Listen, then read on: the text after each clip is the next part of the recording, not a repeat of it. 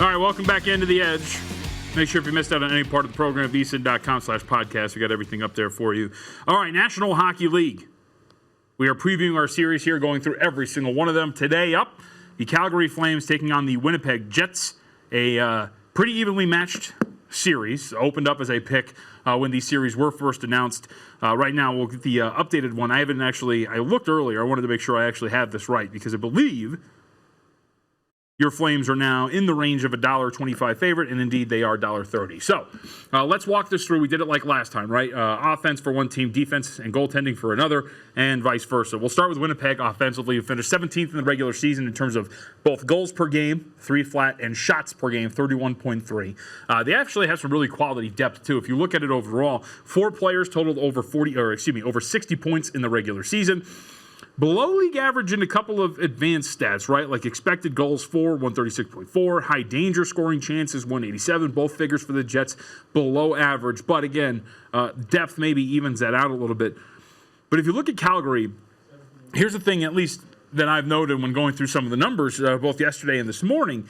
You know, like for example, tied for 16th in goals allowed, 306, just above what the Winnipeg Jets average. 24th in shots allowed, 32.4. Posted an expected goals against a 146.1. That's below league average. So numbers that you don't really like for Calgary in the defensive zone. And here's the other thing about Calgary that gives me a little pause. And again, there's smarter hockey people than I out there. But generally surprised going through some of these numbers to see that the Flames were up to about a $1.25, $1.30 favorite in some spots. But look at their goaltending, right? David Rittich started 48 games this season, solid .907 save percentage, but a .297 goals against average, 50th among 87 qualified goaltenders this season. Now, Cam Talbot had better numbers across the board, right? .919 save percentage, better. .263 goals against average, better. Over a little bit of a shorter sample size. The question is, and we have this question about a couple of other spots. Remember, we talked about Nashville last week, right? And the decision they have to make a goaltending, and the fact that Pecorino actually had worse numbers throughout the season, but he still might get the nod because he's what he's done in the postseason. There's still some interesting goaltending decisions to be made for multiple teams. So we're talking about the Calgary Flames, Nashville, Vegas are the 3 that come to mind right now. But each goaltender, take a look at the last 12 games for the Calgary Flames in the regular season, right? Each goaltender made 6 starts in the final 12 games. Talbot had better numbers, 5-2, 242 goal against average, 922 save percentage, versus Rittich, who was 2-1, 371 in the goals against, and 885. So you would think that Talbot has to be the starter heading into this for the Calgary Flames. You would think. And that's what I would go with. Statistically, he looks like the better option for Calgary at this point. So let's flip this on its head. Calgary's offense taking on Winnipeg's defense. If you remember when we talked to Mike Palm, what was that, like 2 or 3 weeks ago now? Somewhere in that range. You know, we had talked about the Winnipeg Jets and the year that they had eventually lost to the Vegas Golden Knights in the Western Conference Finals. They had made that run because quietly their blue line was actually really deep and really effective.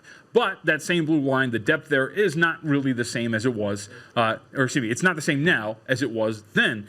And so you look at this Calgary offense, and, you know, they ended the season 20th in goals per game, 291, 15th in terms of shots per game.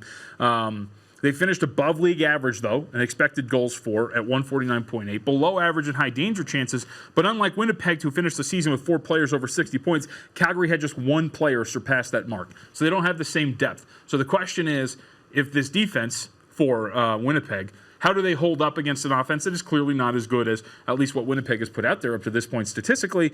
But here's the big difference maker for a team like Winnipeg, right? We talked about the goaltending situation for Calgary.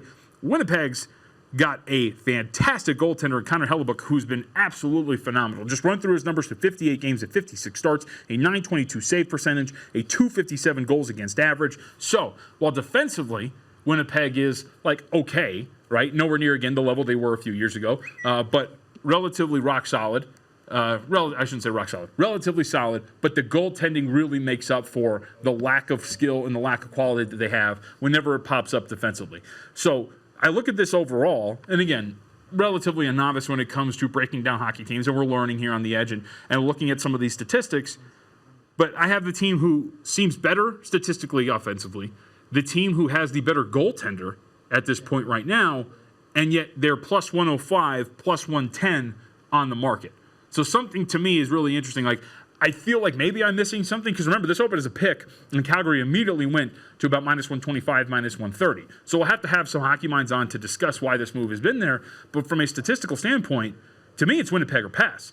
I get the better offense and the better goaltender, and I think to me that's enough of an edge to move on in the best of 5 series. Keep that in mind too, right? And the best of 5, if you get the better goaltender, 2 games can make all the difference in the world. So to me, it's going to be Winnipeg to move on over Calgary. And if the price gets even higher, maybe worth a look here at Winnipeg playing that series price. When we come back, Major League Baseball, AL Central, I think it's a fascinating division. And again, a division where there may be a little value on the second choice in the pecking order. We'll talk about that next.